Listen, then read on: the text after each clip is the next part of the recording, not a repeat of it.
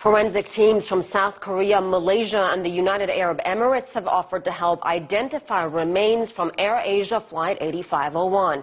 So far, experts have identified 13 of the 39 bodies pulled from the Java Sea.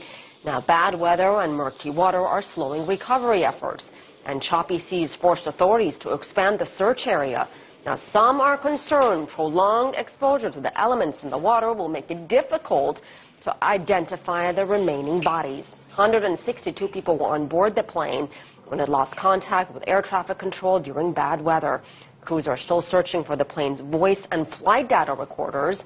As CCTV special contributor James Chow reports from Jakarta, the crash has led to changes in the country's aviation sector. Well, a major shake-up could be underway here in Indonesia. It's now being said that the Transport Ministry has issued a circular telling all airlines that it's now your responsibility to make sure that your pilots are fully briefed before any takeoff. Now, it had been assumed that airlines were already doing that or that pilots were self-briefing on the weather. It wasn't a requirement before. It now is. The second measure to come into place is that the National Police will now be involved in this crash investigation. Specifically, it will explore whether any aviation laws were violated on that day. As we now know, AirAsia did not have a permit to fly on the day of that crash.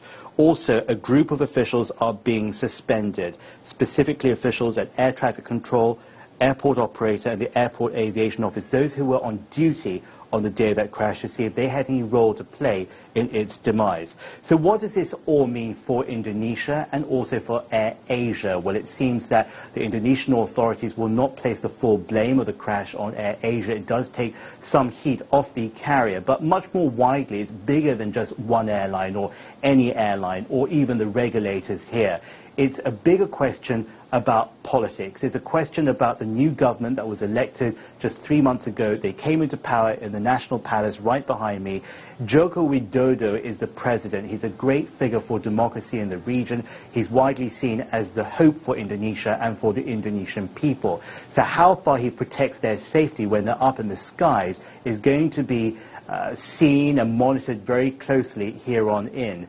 If you remember, he was elected into power on a very, very strong anti-corruption mandate. He says there will be no room for cheating in his administration. So how he acts and how his transport minister acts, how they implement new values, new standards, and how far they'll go to forcing these to be a consistent standard will be watched by everyone. Will they do that? We'll have to wait and see. I'm James Chow in Jakarta. Back to you in DC.